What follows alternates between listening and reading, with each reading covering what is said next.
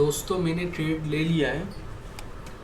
मैं actually trade मतलब पूरा ट्रेड रिकॉर्ड नहीं कर पाया, मतलब कुछ प्रॉब्लम आ गया था इसलिए वो रिकॉर्ड नहीं हुआ। तो ट्रेड हो चुका है, मैं दिखा देता हूँ।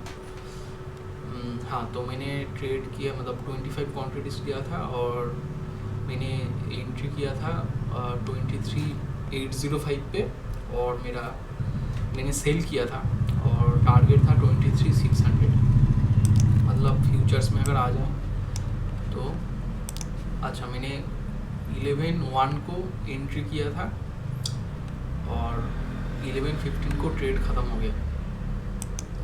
तो 11/1 मतलब एक मिनट, ये वाला कैंडल, ये वाला जो रेड कैंडल है इधर, इसमें मैंने एंट्री किया था। ओके, मैं दिखा देता हूँ। This red candle, okay. तो रीज़न क्या था मैं बता देता हूँ। पहले 5 मिनट्स का चार्ट पे अगर आ जाए, तो कल ये पूरा फॉल हुआ, ओके। उसके बाद ये ऊपर गया कल, फिर थोड़ा नीचे आया, फिर आज सुबह वो फिर से ऊपर चला गया, ओके। तो अगर मैं फिबोनाची लगाता हूँ ऊपर से, तो क्लियरली दिख रहा है कि बैंक निफ्टी ये फॉल के बाद 30% रिट्रेस हुआ, ओके। और उसके बाद फिर से वो नीचे आना कंटिन्यू किया और यहाँ पर कुछ देर वेट कर रहा था। तो मुझे लगा कि तो नीचे आने का चांस बहुत ज़्यादा है, 38% रिट्रेस हुआ है, तो उस हिसाब से मैंने ट्रेड लिया। और दूसरा जो है कि पहले तो बैंक निफ्टी ने ये जो ट्रेंड लाइन है इसको ब्रेक किया, ओके। ब्रेक कर, तो ये जो ट्रेंड लाइन है इसको ब्रेक किया, यहाँ पर इस कैंडल पे ब्रेक किया, ओके। उसके बाद वो रिट्रेस होके ऊपर गया और क्लियरली देख सकते हैं कि यहाँ पर रिजेक्शन आया, इस लेवल पे रिजेक्शन आया। और फिर उसने ये वाला ये जो पियरिश हैमर टाइप का उसने बनाया कैंडल, और फिर नेक्स्ट कैंडल जो मोड़ुगुजू कैंडल जैसा था उसमें मैंने ट्रेड ले लिया, ओके। और एक दूसरा जो चीज़ है, मैं यहाँ से अगर फीबो लगाता हूँ तो क्या दिख रहा है कि बैंक निफ्टी जो है, सपोज 1 मिनट में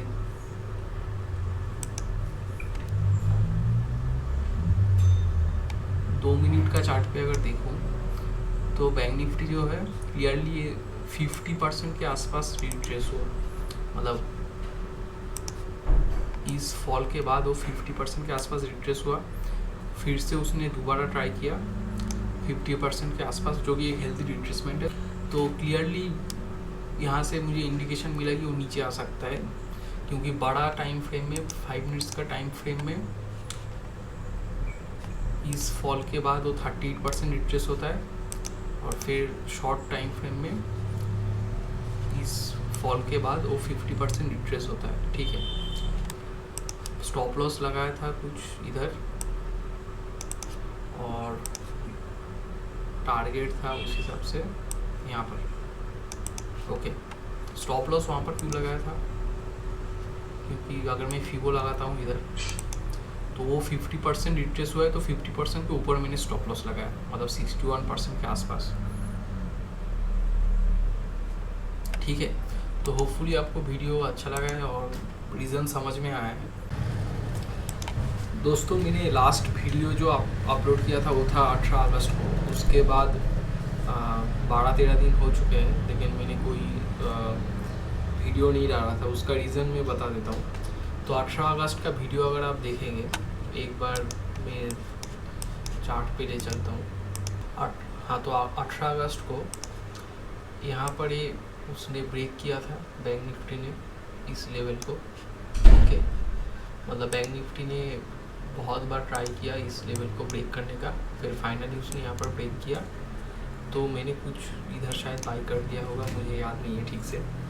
तो ये सेम था, सेम एज अगर मैं दिखा दूँ,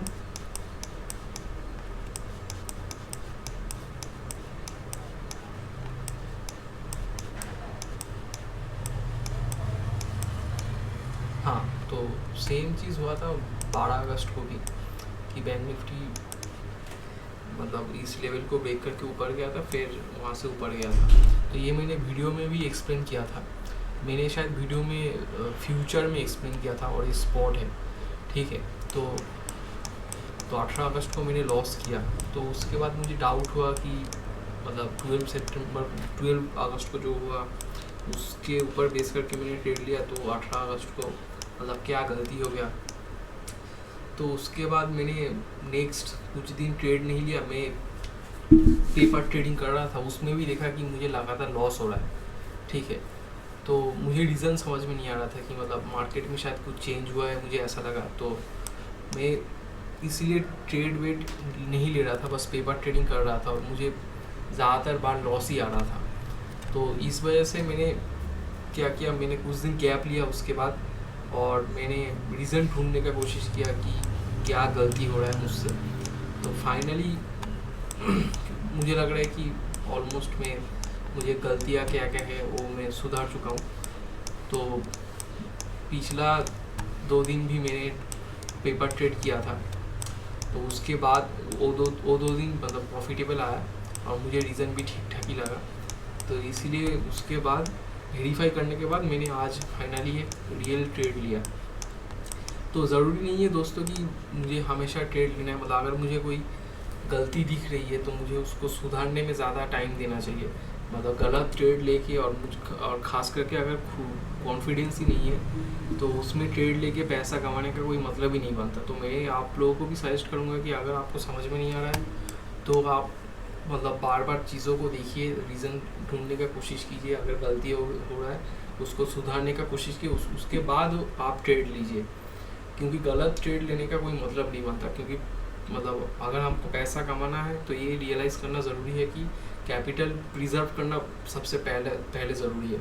फास्ट आएगा कैपिटल प्रिजर्वेशन, उसके बाद आप कैपिटल को बढ़ा सकते हैं, और उसके लिए आपको मतलब चौकन्ना रहना पड़ेगा कि कब मार्केट में क्या चेंज हो रहा है, इस बात को। ओके, ठीक है। तो होपफुली आपको वीडियो अच्छा लगा है, तो आप ज़रूर लाइक कीजिए, शेयर कीजिए, और अपने दोस्तों और सब्सक्राइब भी कीजिए आप। Okay, thank you.